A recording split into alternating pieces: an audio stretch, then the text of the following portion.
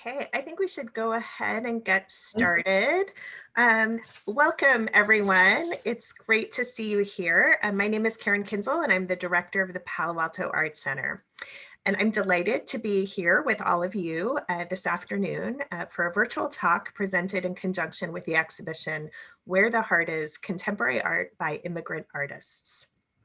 And I'm even more delighted to share that the exhibition will be on view starting tomorrow, in person at limited capacity, at 25% capacity through April 3rd, as part of our county's transition to the red tier. I sincerely hope that you'll all be able to see this wonderful exhibition during its run. I also want to mention that our speaker tonight, Maria Paz, will be doing a two-part virtual workshop with the Art Center this month.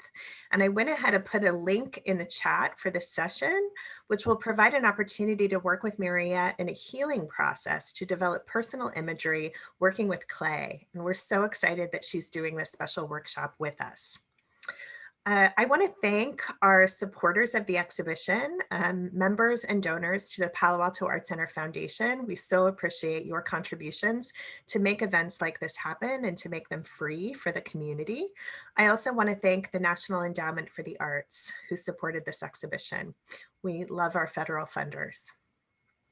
A housekeeping item, please feel free to ask questions during the conversation. Maria is open to more of a conversational and dialogue format as we go through the talk.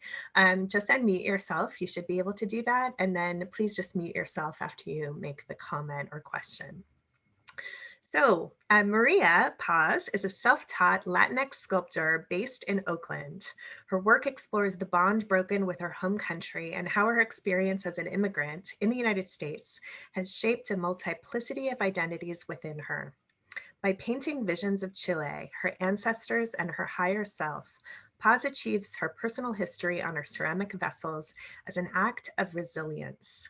Each piece tells a different story, often telling several, as we'll see tonight, many of which are brightly colored in an homage to the palette of Latinx culture in the Americas. We are so delighted to have Maria here. I'm going to turn it over to her now.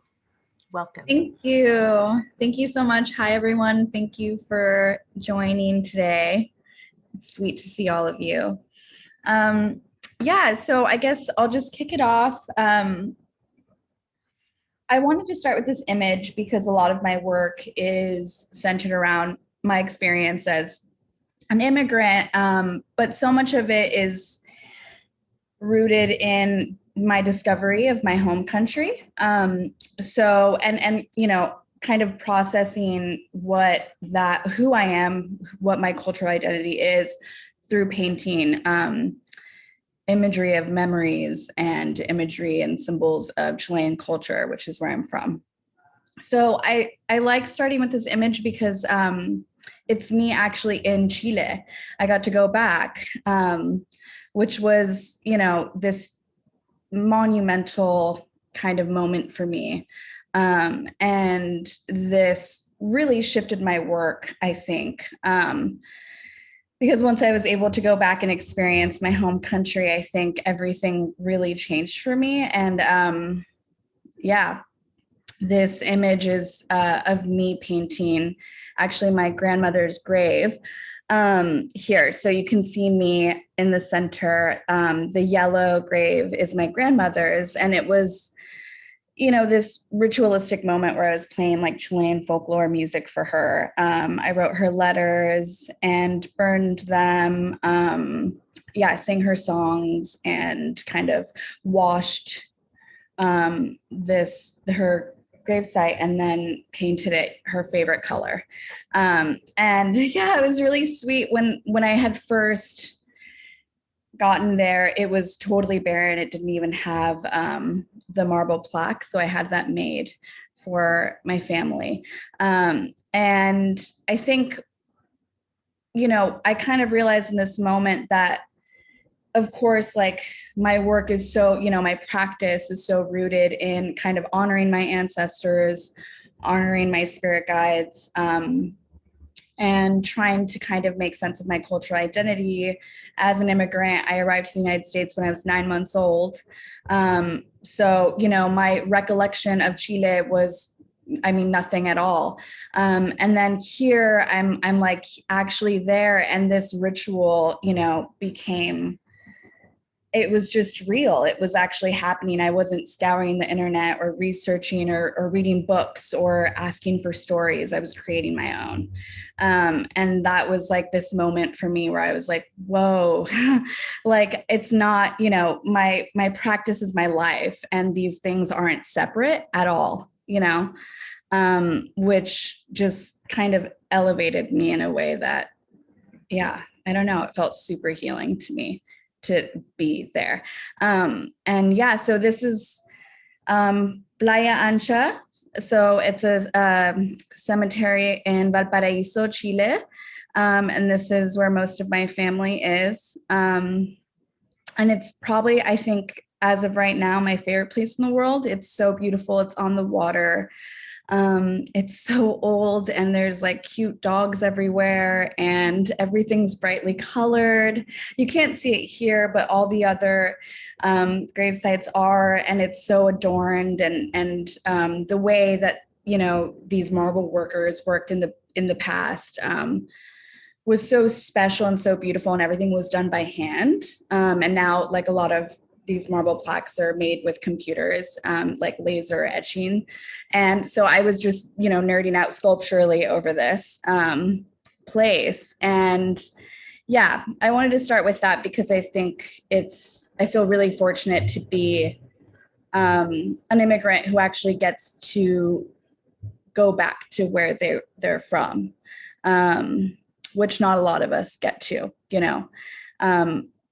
And yeah, I feel very privileged for that. So this is that image. Here we go. So yeah, this piece is, you know, my work is very collage like. Sometimes I tend to, you know, kind of put a lot of images together and overlap them. And this piece here, Her First Summer Without You, the title is about my mother's first summer without my grandfather. I made this after he passed, and my grandfather played a really huge role in my life. He was a true Chilean socialist, and you know, I loved him deeply. He taught me kind of everything I knew about Chilean politics. We left because of the dictatorship in Chile. Pinochet was the dictator and was in office for, I believe, 18 years.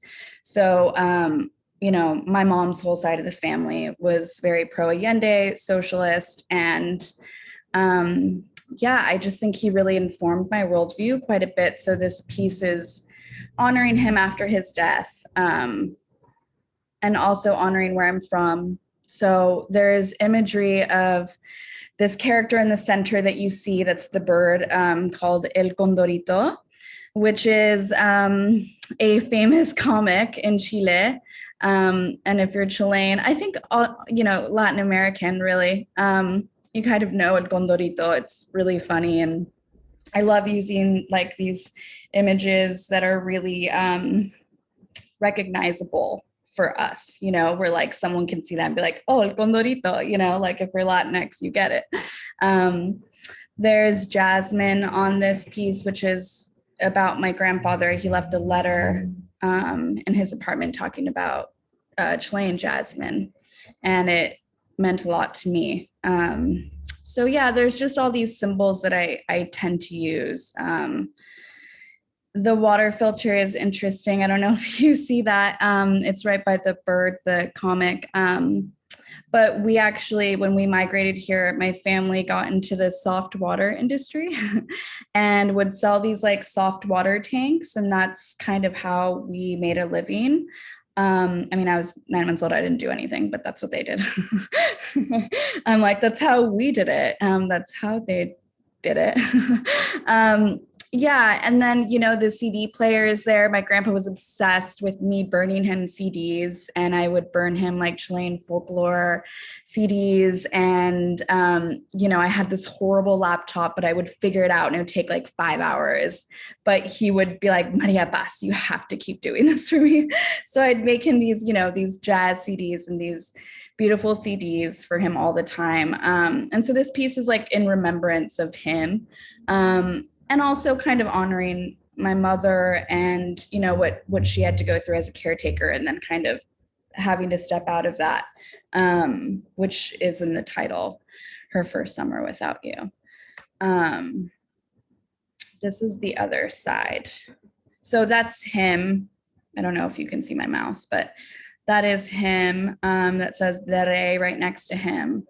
Yeah, I mean, I think my grandma's down at the bottom, who I was excited about, in whatever way. I don't know how I even fully believe in this myself. I'm non-religious, but them meeting again, or their souls meeting again, their spirits, and having them kind of next to each other in between both of their favorite flower, which is Bird of Paradise. And the Toyota Camry is the car he had, which I don't know if you can see it to the left, middle left. But yeah, I kind of just would sit and meditate on this person. I often also write messages either into the clay or under the glaze that you don't see, but I'll like write these messages to whomever I'm trying to reach. This ancestor was my grandfather. So I'll just kind of write these letters, love letters, kind of just trying to honor them. And then, there are these little secrets that will never be seen. And the pencil burns out, but it's there and I did it. So, and I don't even remember what it says, but it happens. So yeah, this is about that. Let's see.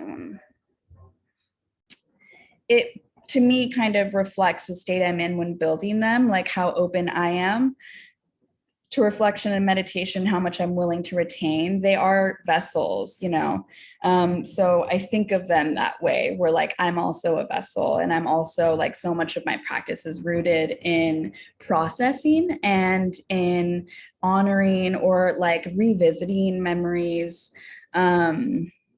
So I kind of use these forms as a way to measure how willing I am or how much I can retain. In this, these are all open.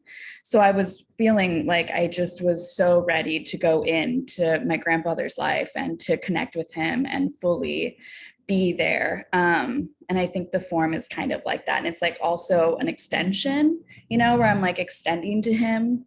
And there's so many ways he can enter, which I was, kind of spiritually, kind of calling upon him.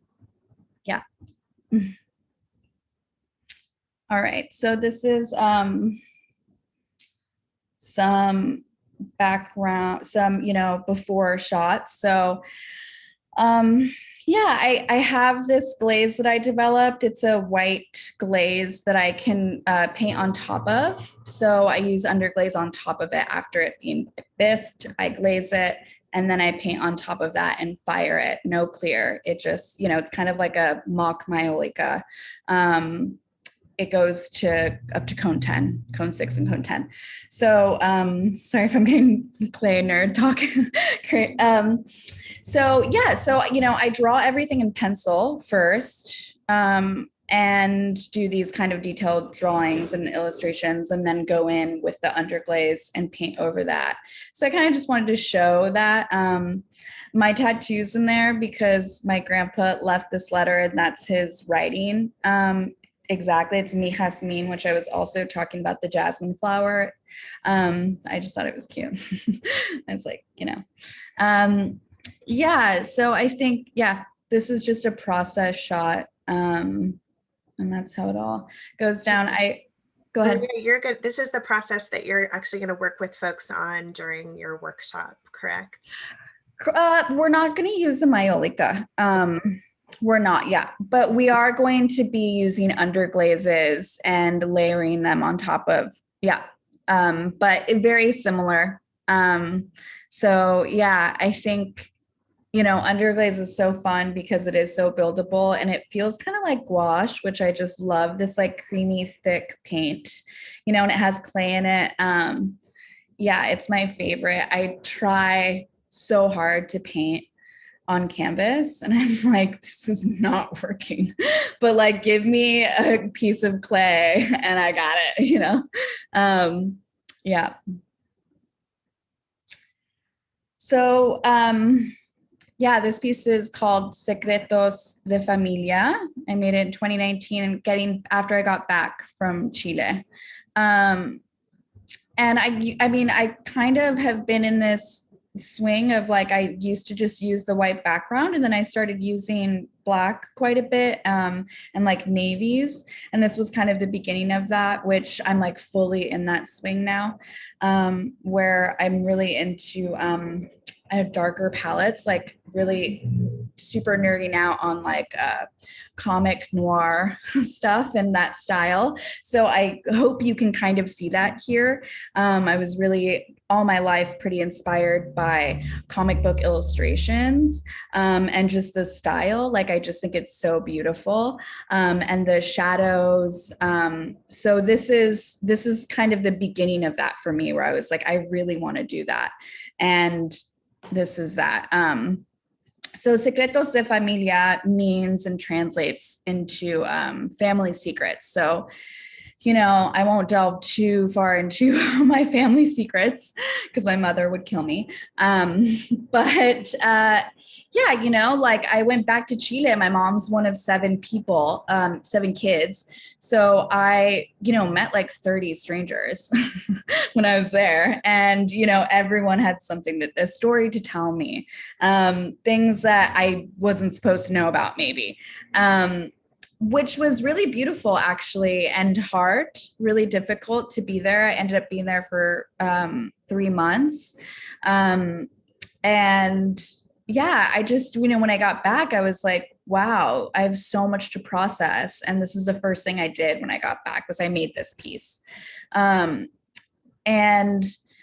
so these red circles around the title, around the Secretos de Familia, are actually these flowers from a picture. I mean, very abstracted, obviously. They're not realistic at all, but from a picture of my grandpa.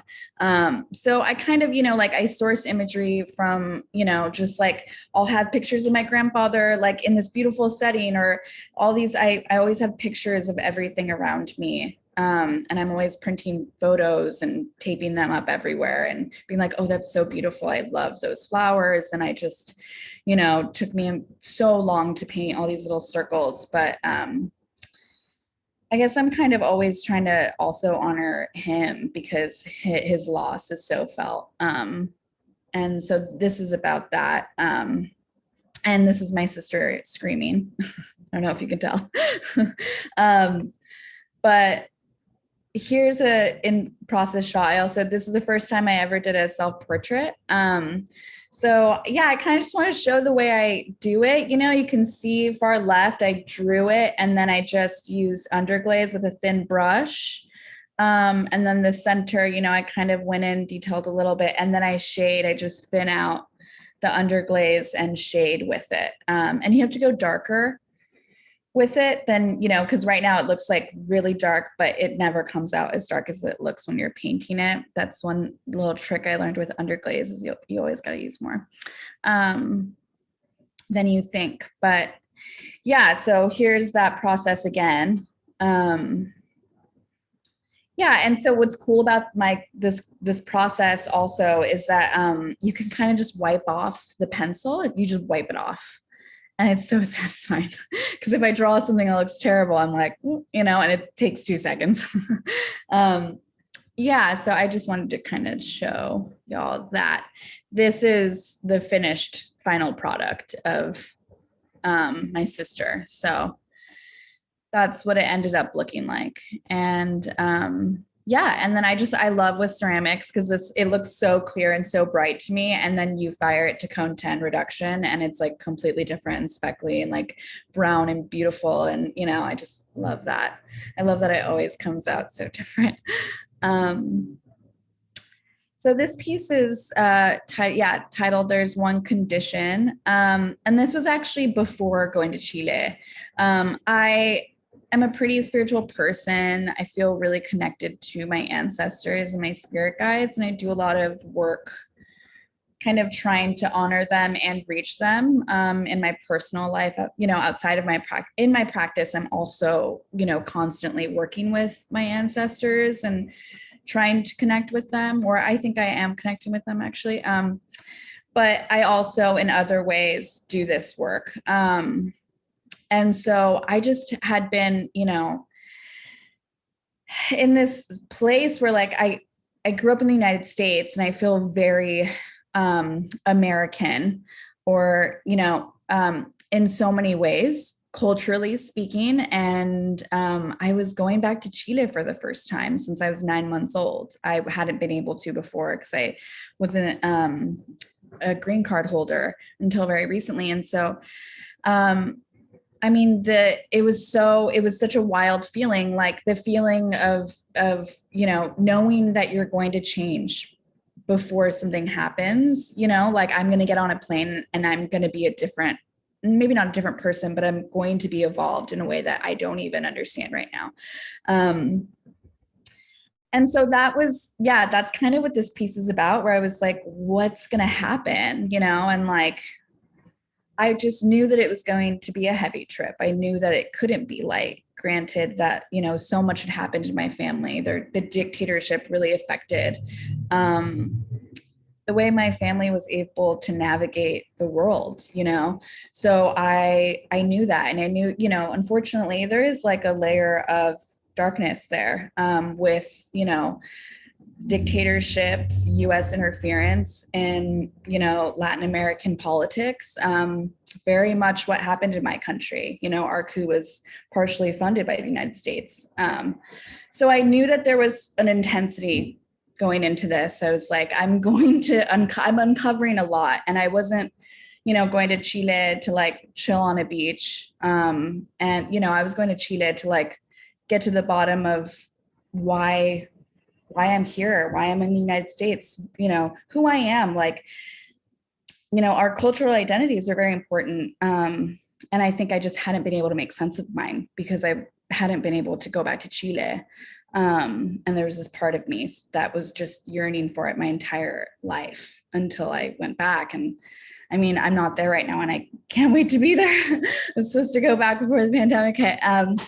So I still feel that way, I can't wait to be there again. So this piece is about that. So the two figures are my sister and I kind of walking, or like, we're like looking up, just kind of trying to figure out what's going on, That's our dog from Chile. Her name was Boopy, which doesn't translate well, but puppy. And the desert landscape is the Atacama Desert in Chile, which holds a really special place in my heart, and some of my family spent a lot of time there. The red is copper, actually. That's what it signifies for me, and a lot of my family worked in the copper mines in Chile. And then this flower that kind of pops up all over my work all the time is the copihue, which is the national flower of Chile. And one of my favorite songs ever by Victor Jara, who is a famous like Chilean folklore revolutionary who died during the coup, was murdered. He has this beautiful song about the copihue. And so I just, I'm kind of always integrating and weaving these parts of Chile and like how I've been able to make sense of it and how I can honor it and how I can honor where I'm from, but still also honor that, like, it's okay. Like I didn't get to grow up there, but I'm American, but I can also be Chilean, and I can just be like this very mixed bag. Like I'm American, but I'm also super Californian and I'm like kind of a valley girl because I grew up in the Coachella Valley and I talk like one, but I'm also Chilean. I was an undocumented immigrant for most of my life, so um, yeah, I'm like, I can kill it at pop trivia, but here's this immigrant, a lot of people just don't expect that of us, right? Like we're maids or I don't know, housekeepers or, I mean, like, I think I kind of like talking about how I am just a person, who is, I'm so American. Like I could not, and I recognized that when I went to Chile too. I was like, wow, like I thought I was going to end up here and kind of be like, oh, like it all makes sense. And I was like, oh, I'm so Californian. I'm so from the Bay Area too, so yeah. Um, yes, this is also a process shot. So you can kind of see where like I go in, I'll scrape the glaze off if I don't like it. And sometimes I leave it and I love the way it just kind of stands, it creates this, relief, which I really like. Um, yeah. And this is the other side of that piece. The vines make their way a lot into my work now, and I love using plants as symbols. But to me, vines represent like uncontrollable growth, where you kind of just can't help it. It's just going to keep growing and kind of go wild. And that's, I think, how I felt before going to Chile. I was like, yeah, I'm not going to be able to control this growth, and it was really exciting for me. Um, this is a funny drawing, but I included it because like I'm really loose. It's funny because I think with my paintings on my work, like they can be really tight sometimes. And when I'm drawing and doodling and kind of prepping for a piece, I'll just get really loose and just like, it's all my, and like everything has clay on it. And I just kind of wanted to show how I sometimes am like framing my work and doodling before, and they're just really loose drawings. Um, Okay, this piece is titled Siempre te amaré. And this piece is so important to me. So I live in West Oakland, and yeah, there's so much going on here. These are all my neighbors, and some of them are my godchildren, but they're like my heart and soul. And I made this piece just kind of trying to honor my community and what to me lifts me up, and this was pre-pandemic. Yeah, and this whole piece is just fully about honoring, like, yes, there's so much that's happened in my life. Yeah, there, politics have changed the course of my identity and etc. But I really wanted to focus on what holds me. And that's like my people. And these kids are like my whole life. They're my neighbors. And this is all about them. And kind of, I was manifesting protection for them and their mother.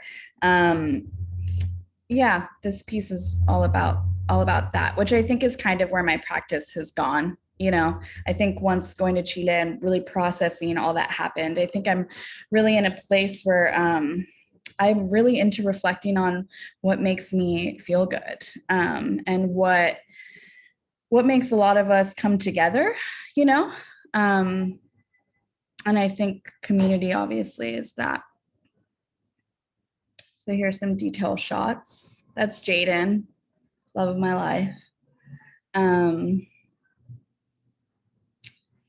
Yeah, here's another piece. This is about my family. This is a picture of my grandmother and my mother and my tia Luli. This is a Chilean condor.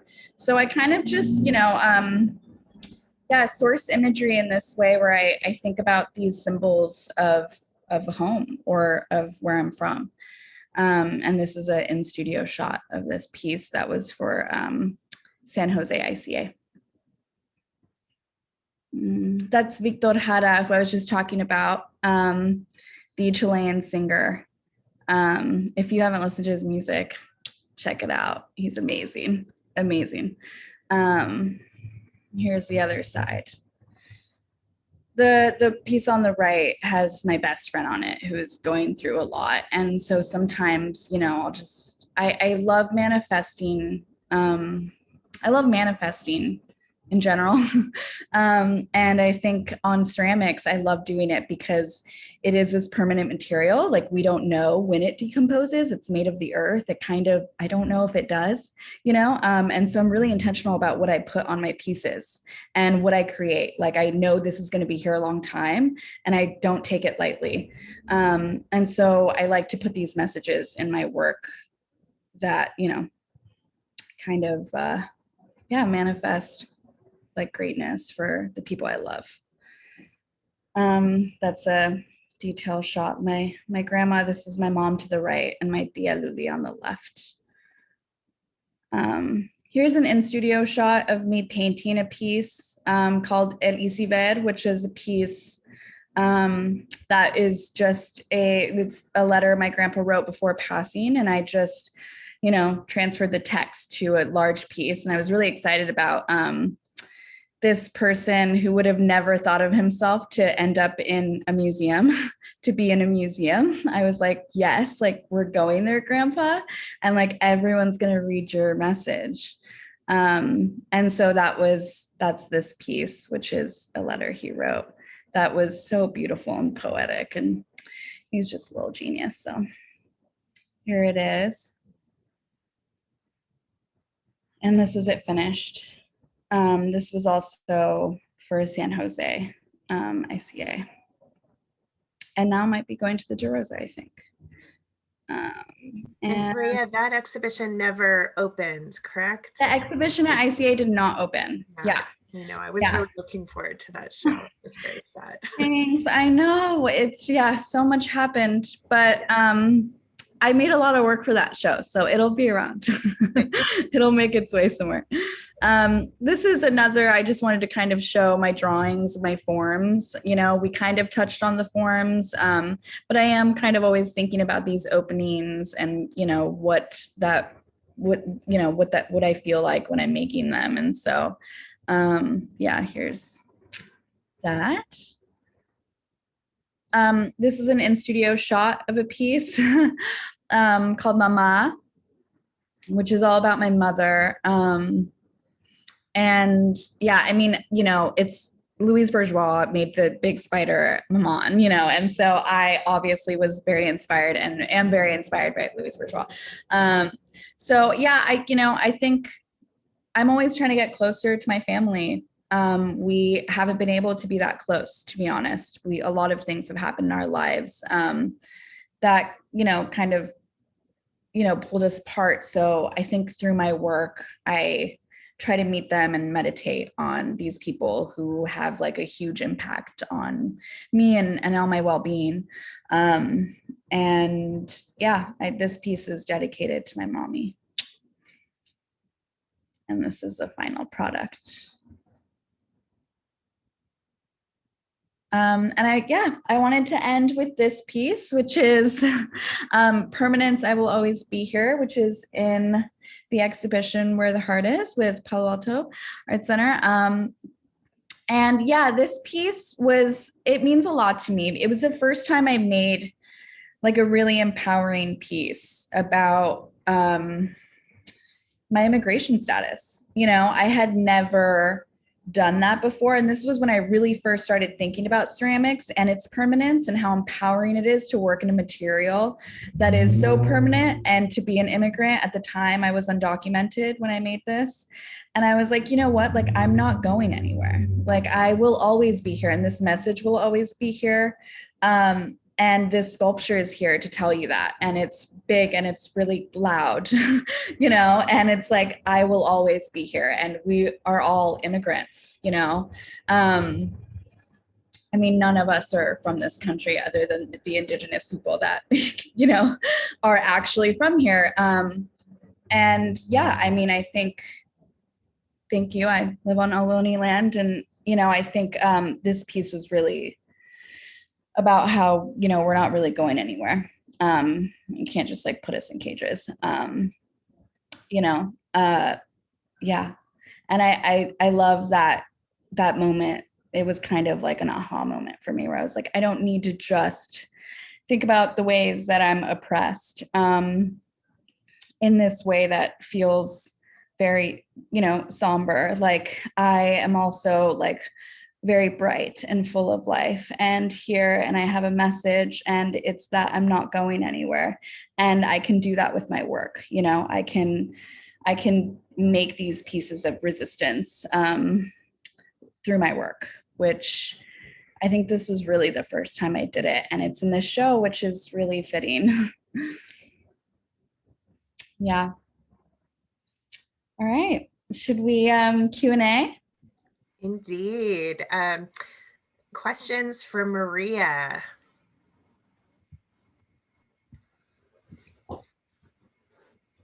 And I'm happy to start with a question. Yeah, go for it. So I've got a kind of two-part question. Uh, I love that notion of your work being an act of resilience. And I think that resilience has become a very kind of potent word in the pandemic, like personal resilience, institutional resilience. So maybe a kind of two-part question. First, can you kind of speak on that notion of resilience? And then in the pandemic, how have you found a sense of kind of resilience? What are the things that are kind of keeping you together, sane, creative, all those good things? Yeah. Yeah, I think, well, first, in terms of resilience, I think humans are really resilient, and I also think of it as like resistance, where I'm just like, no, like these systems are designed to keep a lot of us down. But no, like I'm still going to thrive. Like I'm not just here to survive. I deserve a lot more than that. And just because I'm from another place does not mean that I don't deserve to be happy and to have the things I need and to have things that bring me joy, in my life, whatever that looks like. I'm not talking about the material, but also abundance in other ways. So, yeah, I think that's huge for me. And I think, you have to like, as, for me, my process was very much like, for a long time, I just wasn't well informed on my social location and why things were so hard for me. Like, I just didn't really get it growing up. I thought like things were hard for me because I wasn't doing them well.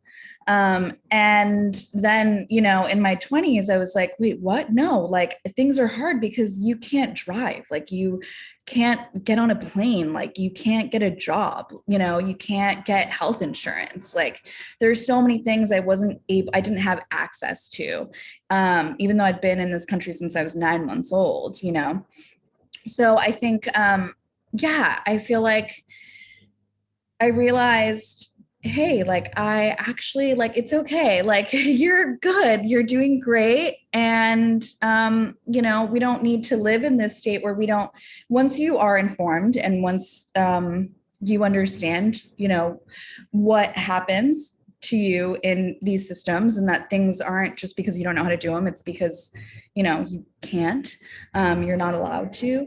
I think it's that moment was very like, oh, but then I had to kind of go into that, and I had to be a little mad, I had to be like, hey, that's actually really unfair. This is really painful for me. And I think once I got through that, which I definitely feel through it now, where I'm just like resilient, and I think resisting this notion where I'm like, I'm not going to give that so much power, because I still am a very happy, full person, and very privileged in many ways now, and privileged to make art, I think, and have this medium where I can really express myself and kind of process everything that I've been through, and like also celebrate my life, and my ancestors' lives, and archive them forever. And no one can do anything about it. No system can take that away from me. So that's a big part of my practice. And then I think in the pandemic, you know, I started doing yoga every day. That has really helped me. I have like a full practice now, and I'm really into it. And I love meditating and doing breathing exercises and exercising, outside of that. I think also like a really big one, which is just funny to say it in, like a formal talk, is karaoke. I got myself a Bluetooth karaoke. And I highly recommend it, y'all. It is amazing. I recently had to take my car in because someone backed into me at a drive-in. It wasn't a big deal, but I got it fixed, and I upgraded my rental to a convertible. And then accidentally said that I couldn't pick up my car because I was busy. So I had it for 4 extra days, and it was so fun. So I think just trying to find joy wherever I can. I'm like, oh, my car got backed into. I could be super bummed about it, but I was like, let's turn this into a really fun experience. Like, I'm going to get a convertible. I'm going to drive around with the top down and like sing my heart out, to whatever it is, Rihanna, to be honest. So yeah, I think, the pandemic's been so hard, but I'm lucky enough to have really good roommates, and we're all artists and we all lift each other up, and I feel super held by my community. So my pod is really tight, and that's really gotten me through it. But yeah, exercise and trying to find joy in like everyday things. I like to think about like, hey, has the sun hit your face yet today? No, get outside, that's a big one. Yeah, baths. Take a lot of baths. I do a lot of karaoke in the bath by myself, belt out some love songs, cry it out. I don't know. I remember at the beginning of the pandemic, I caught myself at like 2 p.m. in the bath singing karaoke, and I was like, all right, here we are. This is where we're at. I'm in. Yeah. Thank you. That's perfect. Other questions for Maria? People can just unmute and chime in. Looks like we have one in the chat. Have you incorporated modern Chilean art into my practice? I think that's assumed. Yeah. Yeah. That's a great question. No, I don't think so. I'm really just kind of pulling from like my own personal experience often. And my dad was one of Pinochet's bodyguards. And my mom's side of the family is all socialist. So there's a lot of density there. And I talk a lot about that, and kind of my father and how we completely disagree with our politics, and, my mother, my grandpa, like that whole side of my family. So I think I pull a lot from just kind of my own experience with Chile, more than looking at, I love modern Chilean art. I don't know if I necessarily pull from it. Yeah. I'm going to chime in as a potter, a clay person. I loved your forms, and I was the one that asked about the first one, but looking at this one, and this is gigantic. How do you do it? I'm interested in that part of it, as the clay part of it, although I'm so impressed with the imagery, but because I don't do imagery, but with the forms. So if you could. Yeah. I'm a coil build and hand build? Yeah, I hand build and I coil everything. All of my work is coil built. Yeah. But just moving that weighs a ton. You can make it pretty. That's all one piece. That's one piece. Yes. That weighs a lot. Don't tell me it doesn't. It does. No, it does. And I think, It's interesting because when I started working on this scale, I thought it was so big, but so many of my friends work so much larger scale in ceramics. So I hear you, but I look at my friend Nikki Green's work, these massive tubs, sometimes fill a room, they're I don't know. There's just so many artists and ceramic sculptors that make work that are 20 times, 30 times the size of my work that I always think I'm working small. I'm you gotta go bigger. But yeah, I think, just coil building and giving lots of compression, yeah.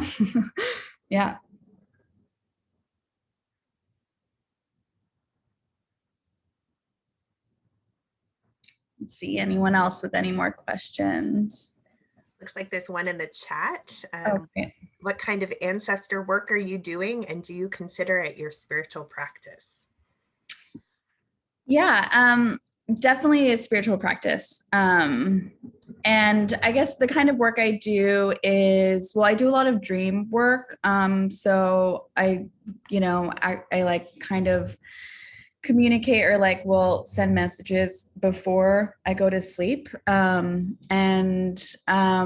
also, I have a lot of I leave a lot of offerings. I like to go outside to a specific place. And I just won't bring anything. I don't bring a phone or a notebook or anything to distract me, a book. And I'll just sit there and I'll introduce myself, and I'll ask to speak to the person that I'm trying to reach. Or, I obviously don't know all of my spirit guides, by name.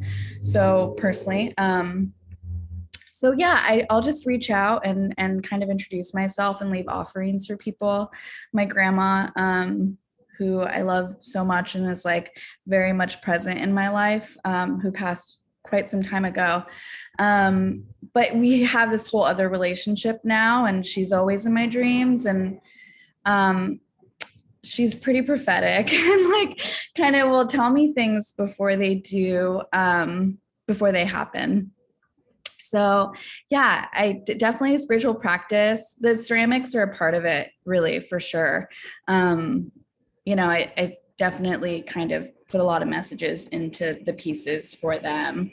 But it's not all about just ancestral, healing for me in my practice. It's part of it. But yeah, I think I'm doing it in a lot of different ways,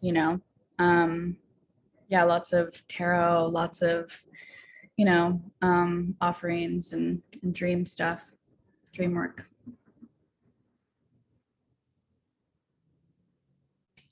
Let's see. Maybe a last question from the group.